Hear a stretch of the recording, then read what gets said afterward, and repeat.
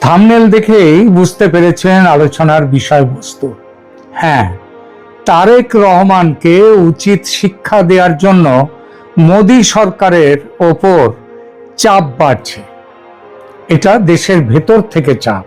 শুধু যে থিঙ্ক ট্যাঙ্কগুলো তারা চাপ দিচ্ছে তা নয়, এখানে চাপ দিচ্ছে যে বিজেপি সরকারের যাদের আদর্শিক গুরু যাদেরকে বলা হয়, সেই আরএসএস এর তরফ থেকেই চাপ আসছে, এ কথা শোনা যাচ্ছে। সুতরাং এই মুহূর্তে ভারত সহযোগিতা বা ব্যবসার ক্ষেত্রে হাত গুটিয়ে নিলে বাংলাদেশ কোথায় দাঁড়াবে, এটাই আজকের প্রশ্ন। সুতরাং একটা খুব সোজা প্রশ্ন দিয়ে শুরু করি। ভারত বাংলাদেশ সম্পর্ক কি এমন জায়গায় পৌঁছচ্ছে যেখানে নয়াদিল্লি একদিন বলতে পারে, এবং খুব শীঘ্রই বলতে পারে, সময় কিন্তু বেশি নেই, 25-26 তারিখের মধ্যে যদি তারেক রহমান ভারতের যে তার সফরের কথা আছে সেটা যদি তিনি না করেন ওই দুটো পূর্ব শর্তের ভিত্তিতে, তাহলে কিন্তু বলতে হবে এমন কথাও আসতে পারে যে যেখানে নয়াদিল্লি একদিন বলতে পারে, ঠিক আছে, আপনারা যখন ভারতকে এতটাই অপ্রয়োজনীয় মনে করেন তাহলে কিছুদিন ভারতকে ছাড়াই চলুন। আমি কিন্তু বলছি না যে ভারত এমন সিদ্ধান্ত নিয়ে ফেলেছে।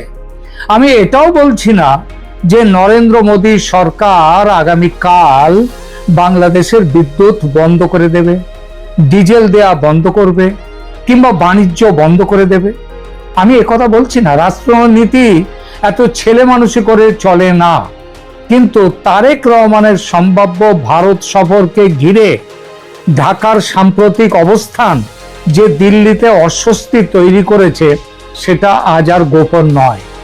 বাংলাদেশ বলছে তারেক রহমানের সফরের আগে একটি প্রপিটিয়াস এনভায়রনমেন্ট অর্থাৎ অনুকূল পরিবেশ তৈরি করতে হবে। সেটা কিভাবে? না, শেখ হাসিনা এবং বাংলাদেশ যাদের ফিউজিটিভ বলে দাবি করছে ওই ওসমান হাদির হত্যাকাণ্ডের ব্যাপারে, তাদের প্রত্যর্পণের বিষয়েও ভারতকে ব্যবস্থা নিতে বলেছে বাংলাদেশ। কিন্তু প্রত্যর্পণ কোনো দোকানের কাউন্টার নয় যে বাংলাদেশ চাইলো আর ভারত প্যাকেট করে মানুষ পাঠিয়ে দিল। ভারত ইতিমধ্যেই বলেছে বিষয়গুলি তাদের ভারতের আইন অনুযায়ী দু দেশের মধ্যে যে চুক্তি আছে সেই চুক্তির প্রেক্ষিতে পরীক্ষা করা হচ্ছে।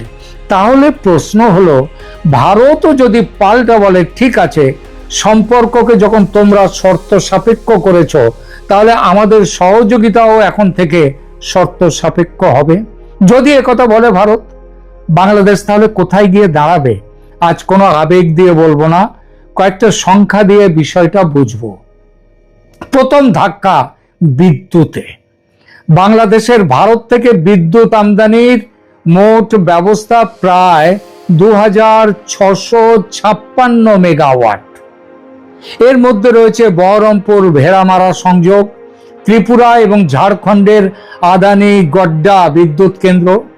এখন 2656 মেগাওয়াট সংখ্যাটা শুনে হয়তো খুব বেশি মনে হচ্ছে না, কিন্তু বাংলাদেশের সর্বোচ্চ বিদ্যুৎ ডিমান্ডের সঙ্গে চাহিদার সঙ্গে এই সংখ্যাটা তুলনা করুন, দেখা যাবে এই সংখ্যাটা প্রায় এক পঞ্চমাংশের 1/5 সমপরিমাণ ক্ষমতা।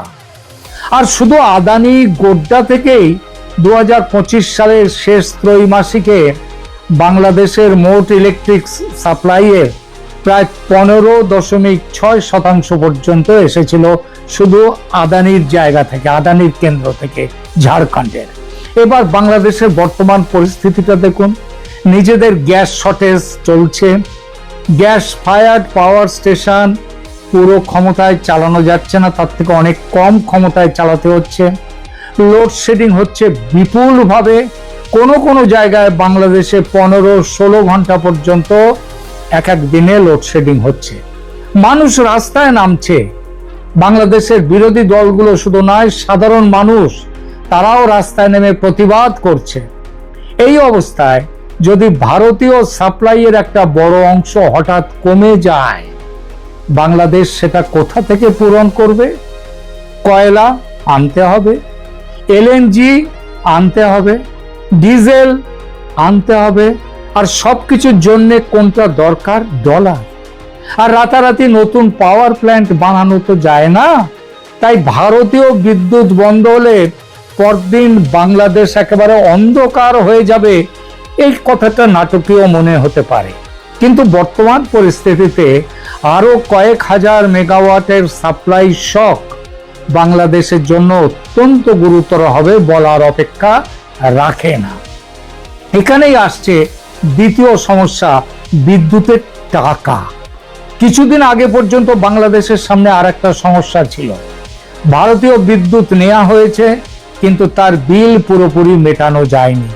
2024 সালে পরিস্থিতি এমন হয়েছিল যে ভারতের পাওয়ার কোম্পানিগুলোর বাংলাদেশের কাছে মোট পাওনা $1 বিলিয়ন, মানে 100 কোটি ডলার ছাড়িয়ে গিয়েছিল। এইবার শুধু আদানি পাওয়ারের পাওনাই এক সময় প্রায় 800 মিলিয়ন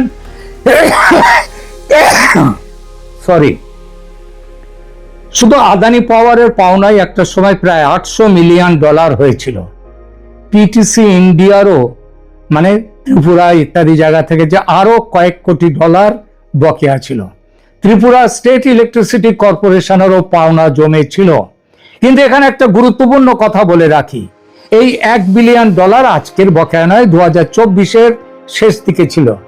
কিন্তু তারপরে বাংলাদেশ কিছু পেমেন্ট করেছে এবং তারপর আবার বিদ্যুৎও নিয়েছে। আদানির পুরনো বকেয়ার বড় অংশ পরিশোধ করা হলেও নতুন বকেয়া বেড়ে গেছে, এমনকি তার উপরে সুদও দিতে হবে।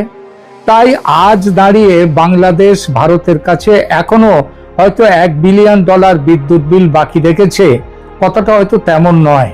কিন্তু ঘটনাটি আমাদের জন্য একটা বিশেষ বিষয় বুঝিয়ে দেয় যে বাংলাদেশের সমস্যা শুধু ইলেকট্রিসিটির অ্যাভেলেবিলিটি নয়, ইলেকট্রিসিটি অ্যাফোর্ডেবিলিটি, মানে বিদ্যুৎ পাওয়া এক সমস্যা, তার দাম ডলারে মেটানো আর এক সমস্যা, আর ফরেন এক্সচেঞ্জ আর্নিং যদি কমতে থাকে তাহলে দ্বিতীয় সমস্যাটা আরো বড় হয়ে উঠবে।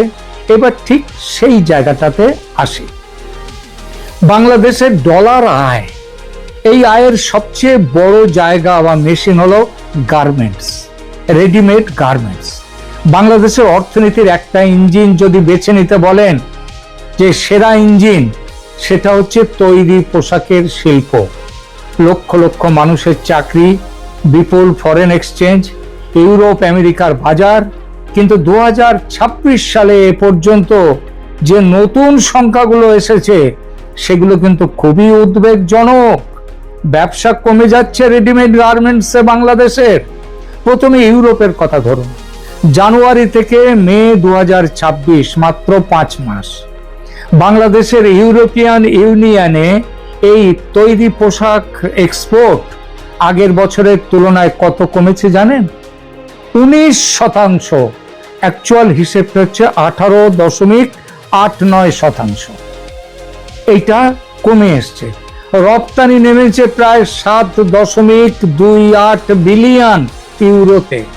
কিন্তু এখানে গল্প শেষ নয়, কত পোশাক পাঠানো হয়েছে, অর্থাৎ ভলিউম কত পোশাক যেটা গেছে সেটা কমেছে প্রায় 10.46%। এর অর্থ কি? মানে অ্যাভারেজ প্রাইসও এখান থেকে প্রতি ইউনিট পোশাক থেকে পাওয়া যে পোশাকের দাম সেটা কমেছে কত? 9.41%। এর অর্থ কি? কম জামা কাপড় বিক্রি হচ্ছে, আবার যে জামা কাপড় বিক্রি হচ্ছে তার দামও কম পাওয়া যাচ্ছে। এটা হচ্ছে ডাবল প্রেসার। আরো চিন্তার ব্যাপার কি জানেন? ইউরোপিয়ান ইউনিয়নের মোট অ্যাপারেল ইম্পোর্ট ওই সময়ে কমেছে প্রায় 10%, কিন্তু বাংলাদেশেরটা কমেছে প্রায় 19%। অর্থাৎ শুধু ইউরোপের বাজার খারাপ বলে বাংলাদেশ সমস্যায় পড়েছে, এ কথাটা ঠিক নয়। বাংলাদেশ কম্পিটিশনে পিছিয়ে পড়ছে, বেশি মার খাচ্ছে। বাংলাদেশের European union apparel market share 1 বছর আগে ছিল বাংলাদেশের শেয়ার ইউরোপে 23.9%, এখন নেমে এসে হয়েছে 21.5%, অর্থাৎ মার্কেট শেয়ারও চলে যাচ্ছে বাংলাদেশে। এর উপরে আমেরিকার ছবিটা দেখুন, ছবি সেখানেও ভালো নয়। জানুয়ারি থেকে মে 2026-এ আমেরিকার বাজারে বাংলাদেশের অ্যাপারেল এক্সপোর্ট কমেছে প্রায় 8.08%, নেমে এসেছে প্রায় $3.25 বিলিয়ন। শিপমেন্ট ভলিউমও কমেছে প্রায় 6.21%। অবশ্যই এখানে একটা স্বস্তির খবর থাকতে পারে, মে মাসে এক্সপোর্ট আমেরিকায় কিছুটা বেড়েছে, কিন্তু 5 মাসের সম্মিলিত যে কিউমুলেটিভ পিকচার সেটা কিন্তু এখনো নেগেটিভ। তাহলে বাংলাদেশের অর্থনীতির সামনে এই কোয়েশনটা কি দাঁড়ালো?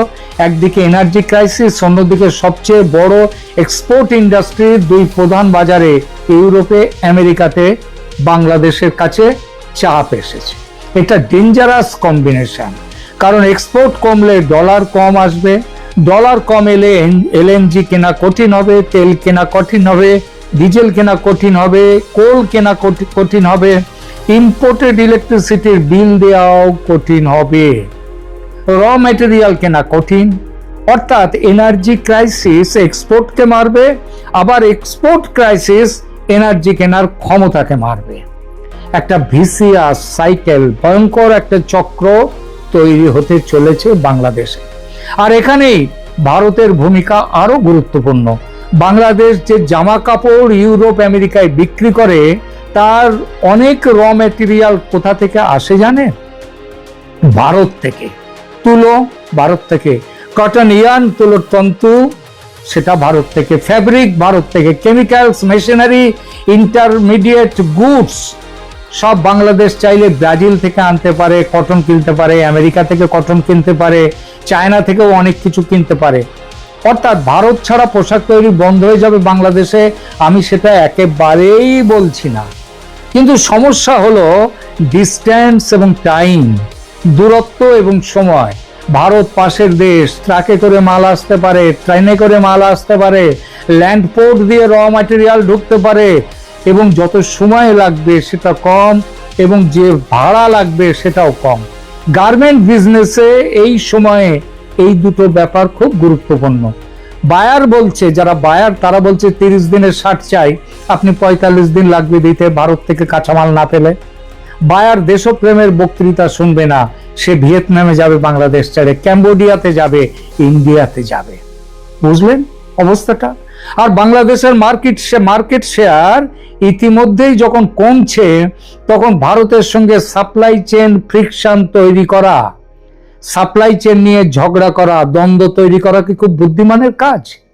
এই প্রশ্নটা তারেক রহমান সরকারের নিজেদেরকে করা উচিত। কারণ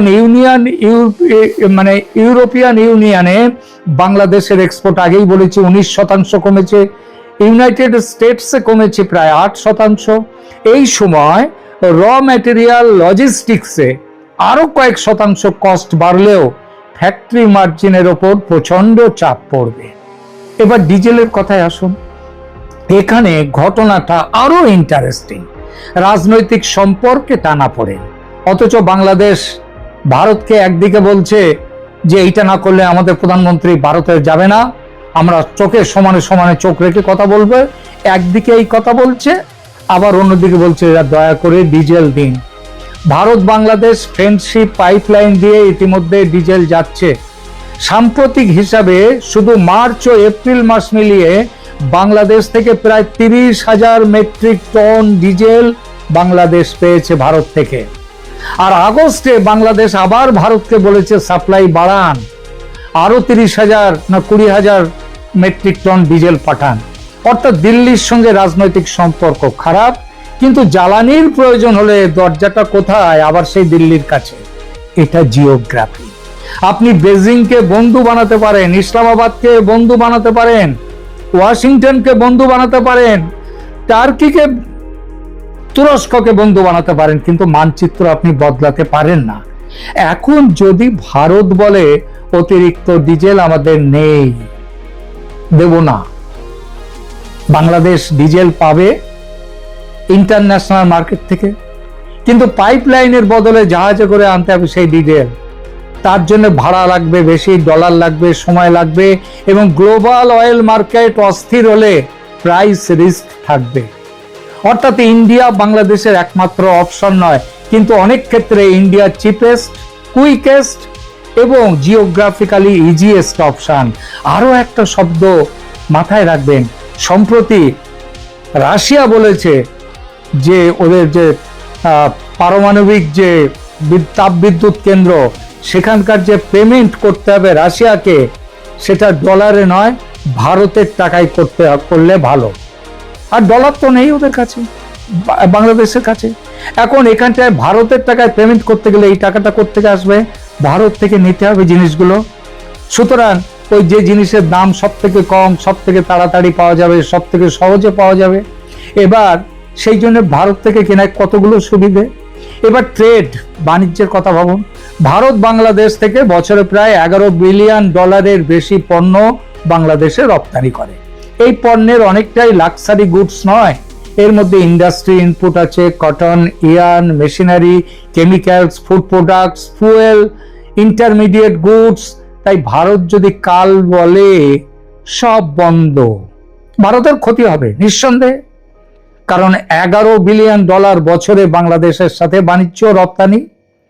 কিন্তু আমি মনে করি ভারত সেটা করবে না। কিন্তু যেভাবে ভারতের সরকারের উপর চাপ পড়ছে তারেক রহমানকে শিক্ষা দেওয়ার জন্য, তাতে ভারতকে তারও যে দেশের মধ্যে যে মানসিকতা, সেদিকে তার নজর দিতে হবে। ইন্টারন্যাশনাল রিলেশনসে প্রেসার দেওয়ার জন্য টোটাল ব্লকেড লাগে না। ধরুন ভারত টোটাল ব্লকেড করলো না, কিন্তু কাস্টমসের আইন কঠিন করলো, ক্লিয়ারেন্স একটু আস্তে আস্তে করলো, নতুন কনসেশন বন্ধ করলো। কনসেশন, বিদ্যুতের দামে খুব বড় কনসেশন ভারত দেয়, এটা কিন্তু মাথায় রাখবেন।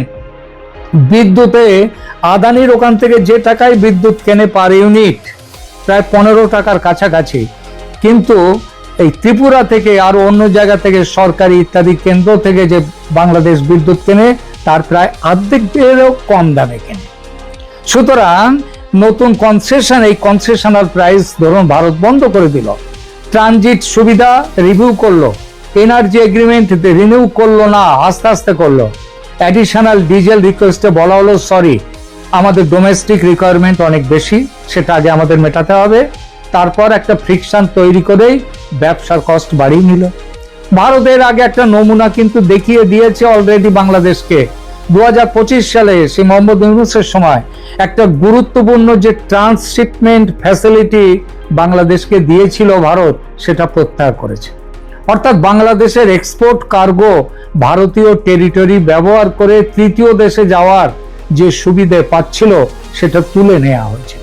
তখন প্রশ্ন উঠেছিল গার্মেন্ট এক্সপোর্টারের লজিস্টিক কস্ট এবং লিড টাইম সময় বাড়বে কিনা। এটাই হলো ইকোনমিক ডিপ্লোমেসি। কোনো কামান নেই, গুলিগোলা নেই, যুদ্ধ নেই, কোনো বর্ডার বন্ধ নেই, একটা নোটিফিকেশন, ব্যাস ব্যবসার হিসাব বদলে গেল। এবার জলের কথায় আসা যাক। আর কয়েক মাস পরে আসছে সম্ভবত সবচেয়ে সেন্সিটিভ নেগোসিয়েশন, আদৌ হবে কিনা জানি না, গঙ্গা জল বন্টন চুক্তি। 2026 সালের ডিসেম্বরের 12 তারিখ কিংবা 16 তারিখে এই চুক্তি শেষ হয়ে যাচ্ছে। রিনিউয়াল নিয়ে আলোচনা দরকার, কিন্তু ভারতের মধ্যে প্রশ্ন উঠে গেছে। আর বাংলাদেশও তো আলোচনার কোনো ব্যবস্থা রাখছে না, সেরকম কোনো চেষ্টাও করছে না। তাহলে তো আসতে পারতেন তারেক রহমান, কিন্তু তা করছেন না। আর ভারতের মধ্যে বিহার এর মধ্যে আপত্তি তুলেছে, বলেছে না, আগে আমাদের গঙ্গায় আমাদের জল, আগে আমাদের জলটা লাগবে, তারপর আমরা ওখানে পাঠাবো। ধরুন ঠিক এই সময় যদি ইন্ডিয়া বাংলাদেশ পলিটিক্যাল রিলেশনশিপ তলানিতে গিয়ে পৌঁছয়, তাহলে গঙ্গা জলের চুক্তি আর হবে? গঙ্গা পানি বন্টন চুক্তি নেগোসিয়েশনটা কি সহজ হবে? কখনো না। আর গঙ্গার জল কোনো কমোডিটি নয় যে বাংলাদেশ অন্য দেশ থেকে কিনে নেবে। এখানে জিওগ্রাফি হচ্ছে ডেস্টিনি, নিয়তি, এটা মনে রাখতে হবে। তাহলে কি ভারত বাংলাদেশকে বলছে আড়ালে, পরোক্ষে বলছে যে হাঁটু গেড়ে বসো আমাদের সামনে? একদম নয়। এই ধরনের ভাষা আমি ব্যবহার করব না, কারণ বাংলাদেশ একটা সভারেন কান্ট্রি, তার নিজের ইকোনমি আছে, নিজের ইন্ডাস্ট্রি আছে, নিজের ডিপ্লোম্যাটিক অপশন আছে, চায়না আছে, জাপান আছে, ইউনাইটেড স্টেটস আছে, ইউরোপিয়ান ইউনিয়ন আছে, মিডল ইস্ট আছে। আর ভারতও বাংলাদেশের বাজার হারাতে চায় না। ভারতীয় ব্যবসায়ীরাও বাংলাদেশে বিজনেস করেন, ভারতের পাওয়ার কোম্পানিগুলো বিদ্যুৎ বিক্রি করে টাকা আয় করে। তাই বাংলাদেশ কোলাপস করলে ইন্ডিয়াও সমস্যায় পড়বে, বর্ডারের সীমান্তের সংঘর্ষ বাড়বে, ইনস্টেবিলিটি বাড়বে। ইল্লিগাল মাইগ্রেশনটা যদিও প্রায় বন্ধ হয়ে গেছে, সেটা আর হওয়াটা এখন মুশকিল, তবু চেষ্টা তো হতেই পারে। এবং কি হতে পারে, সন্ত্রাস বাড়তে পারে, এক্সট্রিমিজম বাড়তে পারে, চায়না আরো জায়গা পেতে পারে, কোনোটাই ভারতের স্বার্থে নয়। তাই বাংলাদেশকে ধ্বংস করা ভারতের অবজেক্টিভ কখনো নয়, কিন্তু এখানে একটা বিরাট কিন্তু আছে। সাহায্য করা আর বিশেষ সুবিধা দেওয়া এক জিনিস নয়। আর ইন্ডিয়ার ভেতর থেকে সরকারের ওপর চাপ আসছে। ইন্ডিয়া বলে আমরা আপনার শত্রু নই, কিন্তু এভরি কনসেশন আর অটোমেটিক দেয়া হবে না। তাহলে অতিরিক্ত ডিজেল চাইছেন, দেখা যাবে। নতুন ইলেকট্রিসিটি অ্যারেঞ্জমেন্ট চাইছেন, পরে আলোচনা হবে। ট্রানজিটে কনসেশন চাইছেন, রেসিপ্রোকাল অবস্থায় হবে। ভিসা করা করব, সিকিউরিটি রিভিউ হবে। গঙ্গা এগ্রিমেন্ট, আগে বিহার ওয়েস্ট বেঙ্গলের কনসার্নস, তাদের চাহিদা মেটাবো, তারপরে তোমাদেরটা দেখব। তিস্তা সময় লাগবে। এটাই বাংলাদেশের জন্য আসল বিপদ, ডেঞ্জার। ভারতকে কিছুই বন্ধ করতে হবে না, শুধু নতুন সাহায্য এবং স্পেশাল অ্যাকোমোডেশন বন্ধ করলেই প্রেশার তৈরি হবে। সেই প্রেশার তারেক রহমান সামলাতে কি পারবেন? এটাই সবচেয়ে গুরুত্বপূর্ণ। বাংলাদেশের সাধারণ মানুষ ইন্টারন্যাশনাল ডিপ্লোমেসি নিয়ে মাথা ঘামান না। তাদের প্রশ্ন, বিদ্যুৎ আছে, গ্যাস আছে, চাকরি আছে, কারখানা চলছে, বাজারে জিনিসের দাম বাড়ছে। এই মুহূর্তে বিদ্যুৎ নিয়ে বিক্ষোভ হচ্ছে, জ্বালানি নিয়ে ক্ষোভ বাড়ছে। আর একই সময়ে ইউরোপিয়ান ইউনিয়নে গার্মেন্ট এক্সপোর্ট প্রায় 19% কমে গেছে, ইউনাইটেড স্টেটসে 8% কমে গেছে। এর উপর ইন্ডিয়া বাংলাদেশ ইকোনমিক ফ্রিকশন যদি বাড়ে, তখন বিরোধীরা একটা খুব সহজ প্রশ্ন করবে, দিল্লির সঙ্গে ঝগড়া করে দেশের কি লাভ হলো মিস্টার তারেক রহমান? এই প্রশ্নের উত্তর দেয়া তারেক রহমানের পক্ষে কঠিন। এবং এখানেই আসল রাজনৈতিক আয়রনি। একদিকে ভারতকে বলছে আমাদের শর্ত মানুন, অন্যদিকে সেই ভারত থেকেই বিদ্যুতের জন্য, ডিজেলের জন্য তাদের কাছে চাওয়া হচ্ছে। সেই ভারত থেকে আসছে গার্মেন্ট ইন্ডাস্ট্রির র ম্যাটেরিয়াল। সুতরাং সেই ভারতের সঙ্গে কয়েক মাস পরে বসতে হবে গঙ্গার জল নিয়ে, নইলে শুকিয়ে যাবে পদ্মা। তাহলে ডিপ্লোমেসিতে শক্ত কথা বলা যাবে না? অবশ্যই যাবে। বাংলাদেশ তার ন্যাশনাল ইন্টারেস্ট নিয়ে কথা বলবে, ইন্ডিয়াও কথা বলবে, কিন্তু ফরেন পলিসির একটা পুরনো নিয়ম আছে। আপনি কত জোরে কথা বলছেন সেটা গুরুত্বপূর্ণ নয়, গুরুত্বপূর্ণ হলো আপনার হাতে কতগুলো অল্টারনেটিভ আছে। চায়না অল্টারনেটিভ কিছু ক্ষেত্রে আছে, লোন দিতে পারে চায়না, ইনফ্রাস্ট্রাকচার দিতে পারে, মেশিনারি দিতে পারে, অস্ত্র দিতে পারে, পাওয়ার প্রজেক্ট তৈরি করে দিতে পারে, কিন্তু চায়না একটা জিনিস দিতে পারবে না, সেটা জিওগ্রাফি। ভারত বাংলাদেশের 3 দিক ঘিরে, 4000 কিলোমিটারের বেশি সীমান্ত, পাওয়ার গ্রিড ইন্ডিয়ার সঙ্গে, পাইপলাইন ইন্ডিয়ার সঙ্গে, রাস্তা ইন্ডিয়ার সঙ্গে, রেল ইন্ডিয়ার সঙ্গে, নদীর আপস্ট্রিম সেটাও ইন্ডিয়া থেকে যাচ্ছে। নেপাল ভুটানের ল্যান্ড কানেক্টিভিটি, সেটার জন্য ইন্ডিয়ার প্রয়োজন। এই বাস্তবতা কোনো সরকার বদলাতে পারবে না। তাই শেষ প্রশ্নটা আবার করি, তারেক রহমানকে ভারতকে চাপ দিচ্ছেন? হতে পারে, কিন্তু দিল্লি পাল্টা চাপ দেওয়ার কথা ভাবতে শুরু করেছে।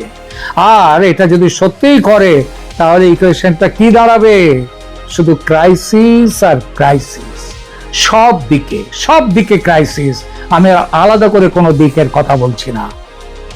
সুতরাং আর এইগুলো যদি সব একটাই সময়ে চাপ তৈরি করে, সেটা ডিপ্লোম্যাটিক ঝগড়া থাকে না, সেটা ইকোনমিক প্রবলেম হয়ে যায়। আর ইকোনমিক প্রবলেম যদি মানুষের রান্নাঘরে পৌঁছে যায়, তখন সেটা পলিটিক্যাল প্রবলেম। শেষ কথা, ভারত বাংলাদেশের শত্রু নয়, বাংলাদেশও ভারতের শত্রু হওয়া উচিত নয়। দুই দেশের সম্পর্ক চ্যারিটির সম্পর্ক নয় যে কেউ কারোকে উপকার দয়া দেখাচ্ছে। মিউচুয়াল ইন্টারেস্ট, তোমারও সম্পর্ক আমারও সম্পর্ক, কিন্তু মিউচুয়াল ইন্টারেস্ট মানে ইকুয়াল লিভারেজ নয়, চাপটা সবার সমান হয় না। বাংলাদেশের সবচেয়ে বড় এক্সপোর্ট ইঞ্জিন যখন ইউরোপে আমেরিকায় পতনের মুখে, যখন বিদ্যুৎ ও গ্যাস সংকট নিয়ে মানুষ রাস্তায়, যখন ভারতীয় বিদ্যুৎ বাংলাদেশের গ্রিডের গুরুত্বপূর্ণ অংশ, যখন বাংলাদেশ আরো ভারতীয় ডিজেল চাইছে, আর যখন কয়েক মাস পরে গঙ্গা জল চুক্তি নিয়ে দিল্লির সঙ্গে বসতে হবে, নইলে শুকোতে হবে, ঠিক সেই মুহূর্তে ভারতকে কেন্দ্র করে হাই রিস্ক কনফ্রন্টেশন বাংলাদেশের জন্য আদৌ বুদ্ধিমানের কাজ নয়, এটা বোকাদের কাজ। এই প্রশ্নটা বাংলাদেশের মানুষকেই করতে হবে, সরকারকে। কারণ ডিপ্লোমেসির ভুলের দাম ডিপ্লোম্যাট দেন না, দাম দেন সাধারণ মানুষ, কারখানা শ্রমিক দেন, ব্যবসায়ী দেন, বিদ্যুতের জন্য অপেক্ষা করা পরিবারগুলো দেয়, আর শেষ পর্যন্ত দাম দেয় সরকার। তাই আজকের প্রশ্ন, তারেক রহমান কি দিল্লিকে চাপ দিতে গিয়ে এমন একটা খেলায় ঢুকেছেন যেখানে বাংলাদেশ নিজের ইকোনমিক ভালনারেবিলিটিস, ভারতের লিভারেজ, ভারতের চাপের বড় অংশ হয়ে উঠতে পারে? উত্তরটা আগামী কয়েক মাসেই পরিষ্কার হয়ে যাবে, কোথায় পৌঁছচ্ছে বাংলাদেশ। বেশি দিন লাগবে না, কয়েক মাস নয়, কয়েক সপ্তাহেই এগুলো বুঝতে পারবেন। শুরুতে একটি প্রশ্ন, বিশ্ব রাজনীতি কি নতুন করে একাধিক ফ্রন্টে সংকট তৈরি হয়েছে? আপনার বিশ্লেষণ কি বলে কমেন্টে এখনই জানিয়ে দিন। লাইভের শেষে আপনাদের প্রতিটি মতামত পড়ব এবং উত্তর দেওয়ার চেষ্টা করব। কারণ একদিকে ইরানকে ঘিরে সামনে এসেছে বড় দাবি। আন্তর্জাতিক প্রতিবেদনে বলা হচ্ছে, রাশিয়া থেকে ইরানের কাছে সামরিক সরঞ্জাম ও অস্ত্র তৈরির উপকরণ পাঠানোর বিষয়টি নিয়ে নতুন করে আলোচনা তৈরি হয়েছে। অন্যদিকে ইরান ও যুক্তরাষ্ট্র সংঘাত যদি আরও বাড়ে, তাহলে ইউরোপে থাকা মার্কিন সামরিক স্থাপনাগুলোও সম্ভাব্য ঝুঁকির মধ্যে পড়তে পারে। তেহরানের এমন ঘোষণায় বিশ্বজুড়ে উদ্যোগ তৈরি হয়েছে। ঠিক সেই সময় উত্তর কোরিয়ার নেতা কিম জং উন আবারও শক্তির প্রদর্শন করলেন। একসঙ্গে ব্যালিস্টিক ক্ষেপণাস্ত্র উৎক্ষেপণ করে দিলেন নতুন এক বার্তা। আর শুধু তাই নয়, মধ্যপ্রাচ্যে নতুন করে উত্তেজনা তৈরি হয়েছে তুরস্ক ও ইসরায়েলকে ঘিরে। সিরিয়ার হামলার ঘটনাকে কেন্দ্র করে দুই দেশের সম্পর্ক এখন আরও ভয়াবহ অবস্থানে যাচ্ছে, এবং এর পাশাপাশি হরমুজ প্রণালী, যুক্তরাষ্ট্রের সামরিক অবস্থান এবং গল্ফ অঞ্চলের নতুন সমীকরণ নিয়ে তৈরি হয়েছে বড় প্রশ্ন। আজকের বিশ্লেষণে আমরা দেখব, রাশিয়া কি সত্যি ইরানের সামরিক সক্ষমতা বাড়াতে পরোক্ষভাবে সহযোগিতা করছে? ইরান সংকট কি ইউরোপের পর্যন্ত ছড়িয়ে পড়তে পারে? কিম জং উনের ক্ষেপণাস্ত্র বার্তার পেছনে আসল উদ্দেশ্য কি লুকিয়ে রয়েছে? তুরস্ক ও ইসরায়েলের উত্তেজনা কি নতুন সংঘাতের ইঙ্গিত? আর এসব ঘটনার মধ্যে যুক্তরাষ্ট্রের সামনে সবচেয়ে বড় চ্যালেঞ্জ কি? তাহলে চলুন শুরু করি আজকের আন্তর্জাতিক ইন্টারন্যাশনাল অ্যানালাইসিস। প্রথম ঘটনা, ইরানের পাশে রাশিয়া। মস্কো কি নতুন যুদ্ধের প্রস্তুতি নিচ্ছে? দর্শক, যুক্তরাষ্ট্র যখন ইরানের উপর সর্বোচ্চ চাপ প্রয়োগের চেষ্টা করছে, ঠিক সেই সময়ই সামনে এসেছে এক বিস্ফোরক দাবি। প্রশ্ন হচ্ছে, ইরান কি একা একা আমেরিকার মোকাবেলা করছে, নাকি পর্দার আড়ালে তেহরানের পাশে দাঁড়িয়ে আছে আরেক পরাশক্তি রাশিয়া? কারণ আন্তর্জাতিক সংবাদ মাধ্যমের এমন একটি খবর সামনে এসেছে যা ওয়াশিংটনের জন্য নতুন উদ্বেগ তৈরি করেছে। দাবি করা হচ্ছে, রাশিয়া থেকে ইরানের কাছে পাঠানো হচ্ছে সামরিক সরঞ্জাম, বিস্ফোরক উপাদান এবং ড্রোন ও ক্ষেপণাস্ত্র তৈরির প্রয়োজনীয় সব কিছু। আর যদি এই তথ্য সত্য হয়, তাহলে এর অর্থ কী? এর অর্থ হচ্ছে, ইরান শুধু বর্তমান সংঘাতের জন্য নয়, বরং ভবিষ্যতে যে কোনো বড় সংঘর্ষের জন্য নিজেদের অস্ত্র ভান্ডার আবারও শক্তিশালী করার চেষ্টা করছে। আমরা জানি ইরানের সবচেয়ে বড় শক্তি হচ্ছে তাদের ক্ষেপণাস্ত্র এবং ড্রোন সক্ষমতা। গত কয়েক বছরে ইরান বারবার দেখিয়েছে আকাশ প্রতিরক্ষা ব্যবস্থায় সীমাবদ্ধতা থাকলেও দূরপাল্লার ক্ষেপণাস্ত্র এবং ড্রোন দিয়ে তারা প্রতিপক্ষের উপর বড় ধরনের চাপ তৈরি করতে পারে। এখন প্রশ্ন হচ্ছে, রাশিয়া যদি সত্যি ইরানের অস্ত্র উৎপাদনে সক্ষমতা বাড়াতে সাহায্য করে, তাহলে আগামী সংঘাতে আমেরিকা কি আগের মতো সহজে ইরানকে মোকাবেলা করতে পারবে? প্রিয় দর্শক, এখানে সবচেয়ে গুরুত্বপূর্ণ বিষয় হলো, রাশিয়ার এই সম্ভাব্য ভূমিকা শুধু ইরানকে সাহায্যের বিষয় নয়, এর সঙ্গে জড়িয়ে আছে বিশ্ব রাজনীতির নতুন এক সমীকরণ। একদিকে যুক্তরাষ্ট্র, অন্যদিকে রাশিয়া, আর এর মাঝখানে রয়েছে ইরান, যে বহু বছর ধরে মার্কিন নিষেধাজ্ঞার মধ্যে থেকেও নিজেদের সামরিক সক্ষমতা ধরে রেখেছে। অনেক বিশ্লেষকের মতে, মস্কো যদি তেহরানের পাশে আরও শক্তভাবে দাঁড়ায়, তাহলে মধ্যপ্রাচ্যের শক্তির ভারসাম্য বড় পরিবর্তন আসতে পারে। কারণ এতদিন যুক্তরাষ্ট্র মনে করত মধ্যপ্রাচ্যে তার সামরিক উপস্থিতি সবচেয়ে বড় নিয়ন্ত্রণের হাতিয়ার। কিন্তু এখন প্রশ্ন উঠছে, যদি ইরানের পেছনে রাশিয়া ও চীনের মতো শক্তি দাঁড়িয়ে যায়, তাহলে কি মধ্যপ্রাচ্যে আমেরিকার পুরনো প্রভাব চ্যালেঞ্জের মুখে পড়বে? আরেকটি বিষয় গুরুত্বপূর্ণ, রাশিয়া কেন ইরানকে সাহায্য করতে চাইবে? এর পেছনে রয়েছে যুক্তরাষ্ট্রের সঙ্গে মস্কোর দীর্ঘদিনের সংঘাত। ইউক্রেন যুদ্ধের পর রাশিয়া ও পশ্চিমা বিশ্বের সম্পর্ক সবচেয়ে খারাপ অবস্থায় রয়েছে। অন্যদিকে ইরান ও যুক্তরাষ্ট্রের প্রধান প্রতিদ্বন্দ্বিতার একটি, তাই অনেক বিশ্লেষক মনে করছেন ওয়াশিংটনের বিরুদ্ধে কৌশলগত চাপ তৈরি করতে মস্কো ও তেহরানের সহযোগিতা আরও বাড়াতে পারে। কিন্তু এখানে আসছে সবচেয়ে বড় প্রশ্ন, এটি কি শুধু অস্ত্র সরবরাহের ঘটনা, নাকি ধীরে ধীরে তৈরি হচ্ছে আমেরিকার বিরুদ্ধে একটি নতুন জোট? কারণ সামনে শুধু ইরান নয়, রাশিয়া, চীন এবং মধ্যপ্রাচ্যে বিভিন্ন শক্তির অবস্থান। সব কিছু মিলিয়ে পরিস্থিতি আরও জটিল হয়ে উঠছে। আর যদি ইরানের অস্ত্র ভান্ডার আবারও শক্তিশালী হয় তাহলে পরবর্তী সংঘাতের চিত্র কেমন হবে? আমেরিকা কি নতুন কৌশল নিতে বাধ্য হবে, নাকি এই সহযোগিতা শেষ পর্যন্ত শুধু রাজনৈতিক বার্তাতেই সীমাবদ্ধ থাকবে? এই প্রশ্নগুলোর উত্তরই নির্ধারণ করবে মধ্যপ্রাচ্যের আগামী দিনের রাজনীতি। তাহলে দর্শক, এখানে সবচেয়ে বড় প্রশ্ন, রাশিয়া যদি সত্যি ইরানের অস্ত্র ভান্ডার শক্তিগুলো শক্তিশালী করতে সহযোগিতা করে, তাহলে কি এটি শুধু ইরানের সামরিক প্রস্তুতি, নাকি আমেরিকার বিরুদ্ধে নতুন এক শক্তির ভারসাম্য তৈরি হচ্ছে? আপনাদের কি মনে হয়, রাশিয়া ও চীনের সহযোগিতা ইরান কি আগের চেয়েও আরও শক্তিশালী হয়ে উঠছে, নাকি যুক্তরাষ্ট্র এখনও মধ্যপ্রাচ্যের সবচেয়ে বড় শক্তি হিসাবে নিজের অবস্থান ধরে রাখতে পারবে? আপনার বিশ্লেষণ কি বলে অবশ্যই কমেন্টসে জানাতে পারেন। দ্বিতীয় বিষয় হলো, যুদ্ধে বাড়লে ইউরোপও আঘাত। ইরানের নতুন হুঁশিয়ারিতে বাড়ছে উদ্বেগ। যুক্তরাষ্ট্র ইরানের সংঘাত যদি আবারও নতুন পর্যায়ে যায়, তাহলে কি যুদ্ধ আরও মধ্যপ্রাচ্যের সীমার মধ্যে থাকবে না? এই প্রশ্ন এখন ঘুরছে আন্তর্জাতিক মহলে, কারণ সাম্প্রতিক এক প্রতিবেদনে দাবি করা হয়েছে ইরানের সামরিক পরিকল্পনা যুক্তরাষ্ট্রের সঙ্গে সংঘাত আরও বাড়লে ইউরোপে থাকা মার্কিন সামরিক স্থাপনাকে সম্ভাব্য লক্ষ্য হিসেবে বিবেচনা করা হচ্ছে। আরও এই খবরের সামনে আসার পর সবচেয়ে বড় প্রশ্ন তৈরি করা হয়েছে, মধ্যপ্রাচ্যের একটি যুদ্ধ কি এবার ইউরোপের মাটিতেও নতুন সংকট তৈরি করতে পারে? প্রিয় দর্শক, এতদিন যুক্তরাষ্ট্র ও ইরানের সংঘাত মূলত পারস্য উপসাগর, হরমুজ প্রণালী এবং মধ্যপ্রাচ্যের বিভিন্ন সামরিক ঘাঁটিকে কেন্দ্র করে ছিল, কিন্তু এখন যদি